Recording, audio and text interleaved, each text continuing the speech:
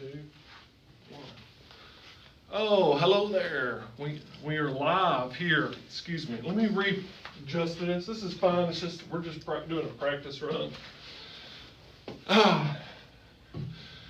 Hello everybody. I'm here with Lamar Bearden of Talking Live Studios. Yeah, that's right, Talking Live. Yes. And excuse me. I'll ask the questions here, okay? Not you. And we're going to do an interview here, and we're going to talk about his TV station and what is his plans for the future and how's it going to go. So, Lamar, let's first start off with what gave you the idea for Talking Live? I had this Talking Live idea probably about 15 years ago, 10 years ago. We started it. We got it all sorted out, and I started playing little movies on it, and of course back then you didn't have the technology you have now, and so it's hard back then to be able to get people to watch, because you'd have to set a little screen about 3 or 4 inches. So we run it for a while, and I talked to MGM about doing movies, and they offered me a deal with MGM in California. The guy, his name was Richard. I don't have his number anymore, because it's been a while back. He's probably changed jobs. And but he did offer me movies to show on there in a contract. Of course, it was quite a bit of money, $5 million. And at the time, I didn't have the funds for that. And actually, I was going through a divorce at the time, and all those things. And I had Well, let me cut in for a second. Just recently, you've done a video with Israeli. Is that what it was? Yeah. And it did make a pretty good splash out there in Hollywood, is what I hear. Word on the streets is. So you tell us a little bit about that, how that interview, how it came about? Well, the interview was all about Israel and Pakistan and Palestine. Oh yeah, Pakistan. Well, I got a Pakistani friend, I call it. But Palestine and all the things that's going on in. But back to the video. So a very good splash in the video. It was, yeah. And this Israeli ex-soldier was talking to me. We did it. He didn't want his face showed, and of course his name. He wanted to stay anonymous. Well, his name was different than what right. You changed the names to protect the innocent. Yeah. And that's how it came about. And of course I asked him questions, and I always take up for Israel, because you stand with Israel. I feel like, but still I take up for Palestinians, and their loss too, and things that happen to them. Is just, means to me, the loss of lives means the same to me as it would be maybe in Israel. Yeah, right. But it was a bad thing for Hamas to come in and murder civilians like that. Like the guy that I was interviewing with, Eli, he said they should have, if they wanted to attack Israel, why didn't they do attack the soldiers in Israel, but our military bases, instead of attacking the civilians, the innocent people? And I go along with that. But now we have this situation where they're trying to destroy Hamas. I think that Hamas will be like a snake running a hole and come back out one day. Even after all this suffering, all the pain, and all the people getting killed. We didn't really want this to come in, about that discussion. We're just wanting to talk about you. So that interview style that you did, that was really good. Where'd you learn that at? Well, I got. Who are your inspirations in talk show business? My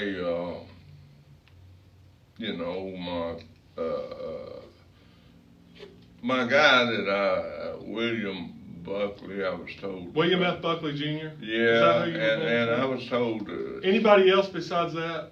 William F. Well, Buckley? no, Anybody else that I watched inspired Johnny you? Carson. Johnny Carson. And all those people back in the day, Mm-hmm. and I've seen that, and you know, I watch them interview a lot of people, and I watch a lot of interviews, and you know, I think it's nice to be able to interview people, let everybody know what's going on with like movie stars, like Loretta Smith. She's you know, up in the years, and Yeah. we want to see. You met a lot of movie stars in your Yeah, lifetime. and, Excuse me. You met a lot of movie stars in your lifetime. Who was the nicest movie star you ever met? Well, I actually have to say Urkel. Urkel? Yeah. And I ran into him in Jamaica. Uh-huh. And also Bobby Brown. Whitney Houston and Bobby Whitney, Brown. Right? Yeah. Uh-huh. I never spoke to Whitney, but I did Bobby. Uh-huh. And, he's a nice guy. yeah. Mike Epps, you also met too, that famous comedian. Yeah, I met him. Actually, we didn't talk too much. We ran into one of the Ritz-Carlton down in Atlanta, in Buckhead, and I mean, yeah, I mean, just lucky like that. Just this morning, you were telling me that you you did a movie with Ned Beatty. Ned Beatty, is he a nice guy? Oh, he was great. He loved to play chess. Yeah, he's a chess player. And he forget his lines, and they had to give them back to him over. But he was a real nice guy, and I can see him right now. I was in a jail cell watching.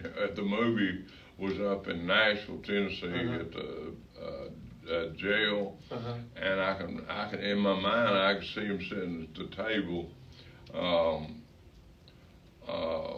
You know, I can see him sitting at the table, you know, playing chess with one. So between takes, he would sit there and play chess? Yeah, really? And after you do a scene, you know, he'd go back to his chess game. And of course, you know, I hanged out up in Nashville a lot and run into a lot of people up there, Crook and Chase, and you know, just different people there. So back to your TV station. Well, I got a few questions, but I'll start with this one. What does it cost? So if somebody out there wanting to know to start a podcast or a television station, I know television's sort of going out of date, but so what kind of money are we looking at to start something like what you have?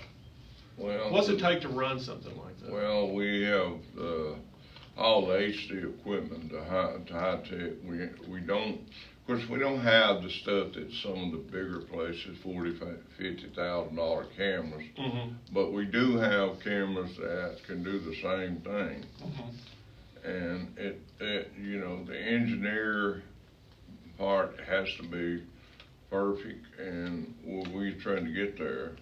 And I don't want any actor, actress, or guest to come to my show and not have the best scenes, the best quality of audio, the best quality of scenes and you know, camera views.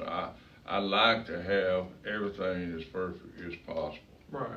So back to the question. So somebody out there that's watching this would like to know, they would want to know how much money would it cost to start this? Now there's some people that say, well, I don't need I don't need a studio, I don't need a high definition cameras like you have. I'll just use my telephone and I'll be a success. What do you say to people like that? Well, some people is good with their telephone, and they do a real good job with it.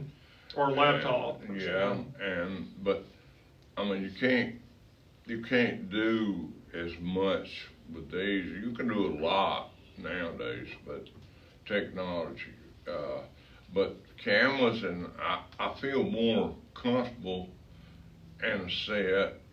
Right. Built set. I feel more comfortable when I'm talking to my guests. I want them to unload their thoughts and their heart, you know, about everything, and so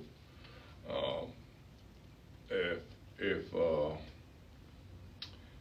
they, they want to do a show like that. What are you thinking right off the top of your head? What do you think? I'm labor, right here, labor. Just give me a figure. Well, my engineer is worth $50 an hour, but he gets 35. Right. But but somebody starting out, how much money would they need to get something going like you have? What would it take? $100,000? I've got $100,000 in equipment. Just in equipment alone, and that doesn't and cost. we just bought a piece of equipment the other day, and we're starting to do shows. Well, basically not do shows, but to give the public, like the music they like, and play it on their website, and like all the different singers. And I love gospel music, so I'm come from a southern background, a southern gospel. I come from a background of people that are old-fashioned. And of course, a lot of these old people are going to be dying out from me and my generation. But I love, the old singers like the Cooks, the Spencers. And you have a lot of that stuff on your channel, your TV station. Yeah, I also have over close to 50,000 records. I mean. Vinyl records. Vinyl records. I also have the 78s. 78s. Those are hard to find. And, and a lot of 45s. Of course, if you was to drop these 78s, they just fall apart. They're not, but they're still played. They're good records. So you've interviewed a lot of famous people and not so famous people on your TV show. Who was your favorite guest on your television station? I really like them all. I like Loretta Swift. She was a nice lady. She's animal crazy, isn't she? Yeah. You can relate to that, can't you? Yeah, man, my daughter, one of my daughters crazy over animals. Whole family. I used to have monkeys, and you remember the monkeys. Yeah. You remember the monkeys. They did get out. They don't make good house pets, do they? Monkeys? Not house pets, but they was outside, and I lived in Boca Raton, and one of my monkeys got out. His name was Poncho. Yeah. He got out and broke into this woman's house and stealing the food, dog food, and all that stuff. And the game commission called me and said, "You don't get that monkey, we're gonna put you in jail." And I went over to the lady's house, and Poncho, he was in this lady. She had kind of like a green garden, patio with plants and stuff. And well, he broke in there and he's eating her dog food. And so I went down there and I said, "Poncho, you get in this cage, you got to go home." And he shook his head no. Okay, and so I told Wells Banks, "Well, go get me one of those nets, like a fishing net." And she brought me that net over there, and I said, "Poncho, you see this right here? You better get in that cage, or I'm gonna use this on you." He run and jumped in the cage and shut the door behind him. But it's a lot of things happen, and of course squirrel monkeys too. I like parrots and all kinds of stuff like that. Yeah. I suggest not to get spider monkeys, but monkeys are sweet, Of course, those monkeys like capuchin, it's pretty nice.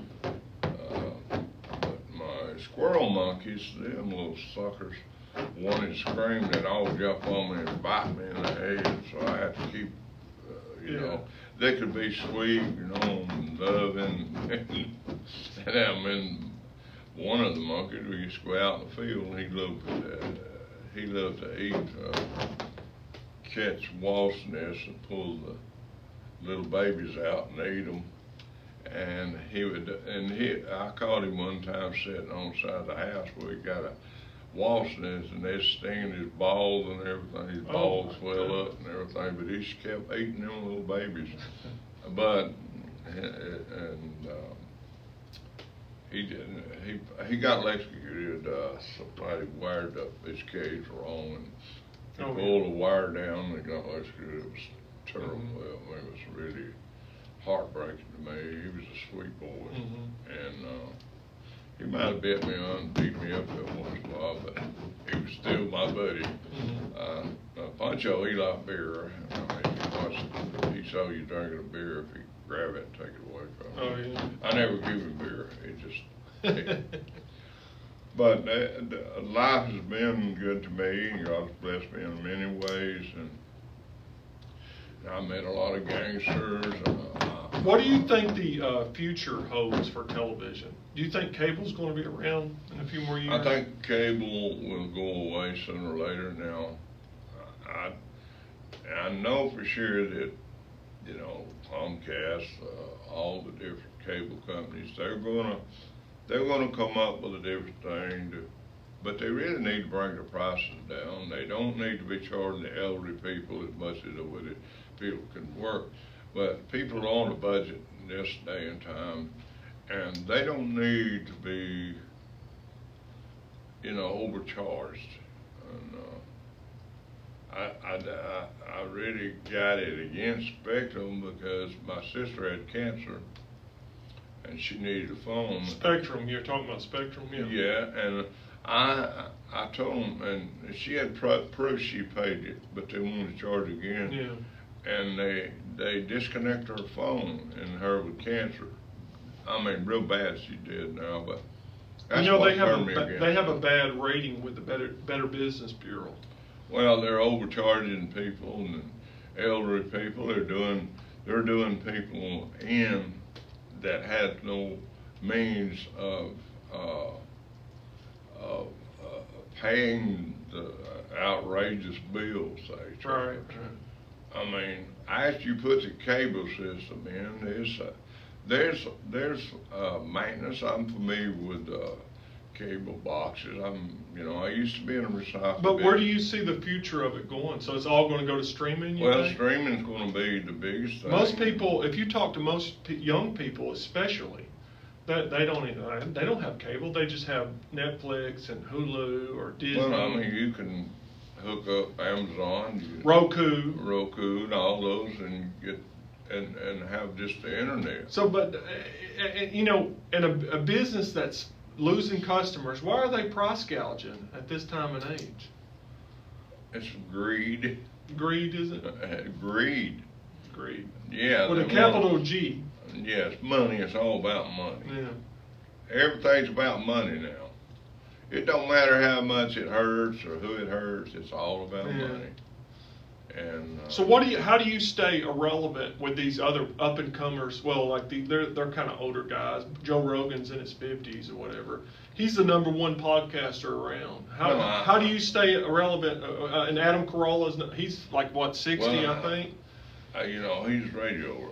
No, they're podcasters. Yeah. Well, that's the same thing to me as radio. Radio, right. And how do you compete with guys like that? Well, I don't. I don't compete with nobody. Right. I just get up there and say what I got to say, and they decide what they want to watch me on. Right. But you're on a national program though. You broadcast nationally, so you can somewhat compete with them. We're on in Nashville, Tennessee. Yeah. Right after Talking Live. After Saturday Night Live, yeah. Yeah, well, after Talking Live. Saturday Night Live. We come on at Central Time at 12:30 in Nashville, Tennessee. Is it 12:30? Channel 4. And you know, you've been getting a lot of feedback from Nashville, and some of it's okay, but most of it's hate mail. Why is that? I don't know. In Nashville. Well, they hate the truth, I think. Some people just can't stand the truth. Is that what it is? One guy wanted to hang me up by the feet. Oh, I heard that. He wanted to hang me up. He wanted to hang me up by the feet, and cut my balls out. And then when I screamed, cut my throat. But you know, you can hang the whole world up by the balls and cut their, you know, by the Don't feet. say that. and- They might TikTok might cut us off if we say Yeah, that. well, anyway, that's how he looked at it. But he threatened you though, basically. No, he said that he didn't threaten me. He just He knew how to said work. that's what needed to happen to me. And I Sounds used like to a have a TV station before. Back in the 90s, yeah. Yeah, it was FO TV, and I would do shows, and I would mock Howard Stern, and I'd mock different. I put wigs on, do all kinds of crazy stuff, and everybody loved it, and they, you know, like you just said earlier, you can't please everybody. Oh, of course not. Just please yourself. That's right. What you say, and I really, Alex Baldwin is the one that put me on being like William F. Buckley. And you know, where I get a national show or not, Yes. I appreciate Alex Oh, yeah. stirring me that way because I really liked it. Yeah, a lot of people don't like him though. You know that. Yeah, well, I ain't going to. If I went to bed at night worried about who didn't like me, you know. My competitor told me she owns a TV station. She's just local. Yeah. And she was telling me there's a lot of people over here don't like you. I said, well, you know, and there's a lot of politicians, you know. I won't say who they are, but he's a senator. I know exactly. But he's a Republican. I don't like him. He's a young feller. Yeah, and he's an idiot. But, you know, there are a lot of people that I don't like, but I respect them. I could tell a story, but I ain't going to tell it. Let me ask you one more question about the television station. What are your plans moving on into the future? Well, we're doing a national show now. I'm planning on keeping. I know, but what are your plans for the Talking Live? Where do you see Talking Live in a couple of years? I hope to see it with millions of subscribers, and also, you know, millions of people that follow me. Mm-hmm. That's what you know, and to get mad at the truth, I'll face it one day anyway. So, basically, Talking Live was created for a freedom of speech. It's a freedom of speech network. Yeah. And for them, if they don't like Biden, that's their choice. If they don't like Trump, that's their choice. Mm-hmm. I like Trump's business. I like the way that Trump has a business mind for our country to bring business to our country. I like the thought of bringing America back up to the top of the line where we're respected. Yeah. I look for that. Right. Where it would be Biden, where it would be Trump, or where it would be Kennedy. I like Kennedy, he's Democrat. You think, but Kennedy's not going to get anywhere, right? I don't know. This world sure has a lot of ways surprising us, to surprise you. And then I like, what's his name? John Kennedy, when he was in there. I think he was a great president. Mm-hmm. And I think he was whacked because of his ways of going after some of the gangsters. We're sort of trailing off now. We're trying to talk about you. Casey Do you think that? Do you think you could beat Joe? If you had to go up head against Joe Rogan, you think you could beat his numbers? I'm not. Really. I'm just asking you though, hypothetically. Do you think you could beat him? I don't know. I don't watch him, so I don't know. You don't watch Joe Rogan? No, I don't watch him. You listen to him. But I want people to see me, who I am, where I'm coming from. You know, a podcast is not for me. No. I mean, it might be on the side, but it's not for me. I like for people to see me. If they want to kill me, they know what I look like. So. Right. Yeah. But you know. Well, he does broadcast it on YouTube, so they can see him. Yeah. So let's get all your things out. So where can people find Talking Live at? Go through the whole spiel. Well, Get these you last can go plugs in. Roku, you can go to, of course, Amazon, Apple TV. Apple TV. You can go just about any. You can go to any platform and find you. About it. Instagram, our name comes You're on up. TikTok as well. Yeah. Talking Live. I mean, we're just out there, Facebook.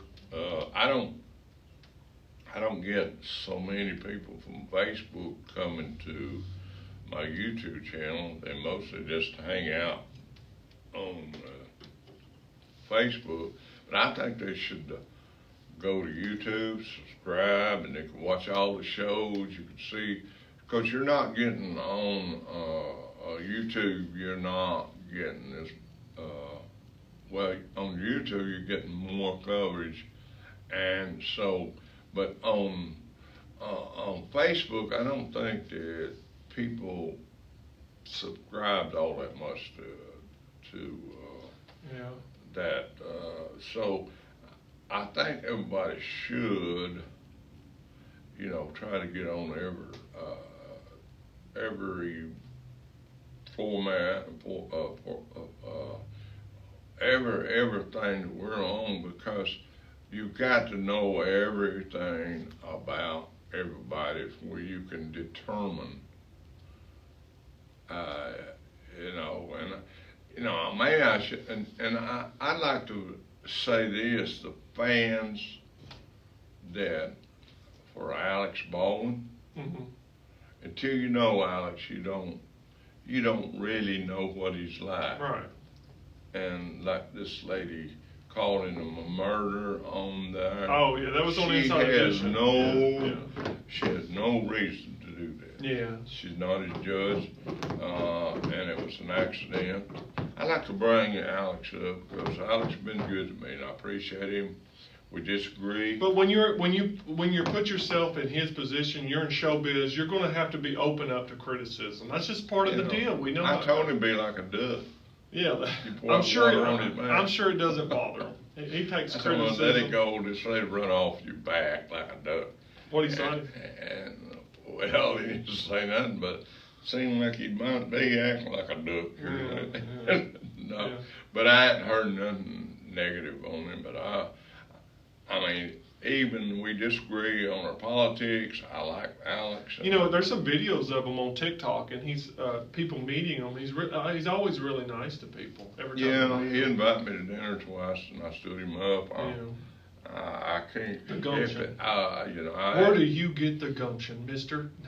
No, I just didn't get rest, man. I couldn't get no sleep, and I couldn't. I had a limousine lease to go to meet with him, and you ended up losing money on that. Yeah, I spent $2,000 and never went anywhere. Went down the drain, man, because I stayed at home. I didn't get no sleep. I couldn't. I'd have been just out of it if I went down there. That's a good show. You could just talk about that weekend, just how that was. That was weekend, unbelievable. I mean, he invited me to dinner on Friday, and I didn't get down there then. And then Saturday, he was signing autographs. And then Sunday morning, I got up at 5 o'clock in the morning, and I didn't sleep all night, and I just couldn't do it, and I canceled the limo, and they charged me for the sucker. And but anyway, he understood. I hope. I hope he does too.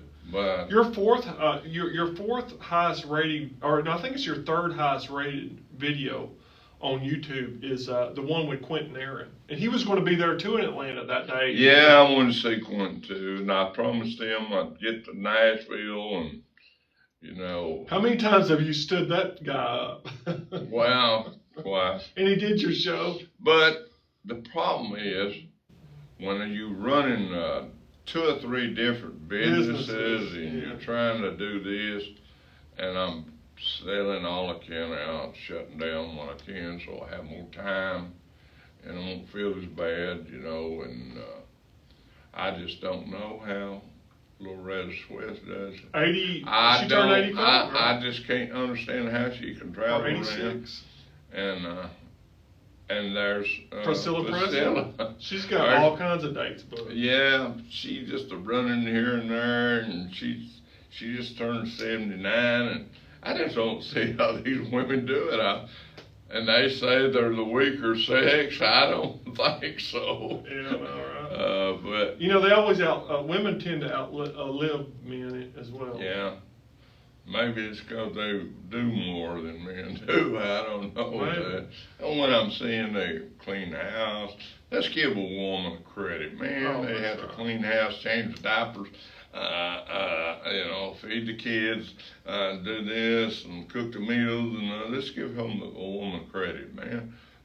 They're a special person when it comes to that. Right. A good woman and a good wife is the specialist person in the world. That's true. You got that right. And they can do all that kind of stuff.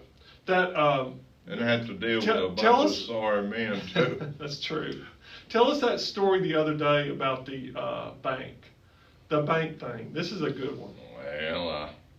Well, you don't have to mention no names, but just. I was in the bank and I got a wire in, so I sold one of my warehouses, and there's quite a bit of money, and she opened my bank account, and I said, wow, that's a lot of money, boy, we could party on that. She took it all backwards. She thought I was asking her to party.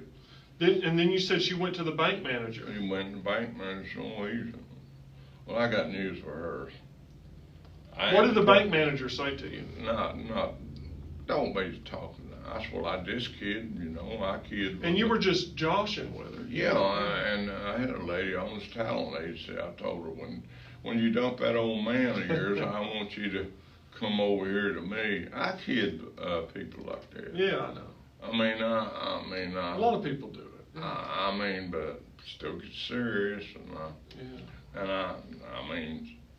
I've sat down. I went to Brazil, and I'm not bragging, but I'm ugly, but there's a lot of women that flirt with me, and I tell Pumpkin when they send me a thing on Facebook, what you say, they're handsome. Yeah.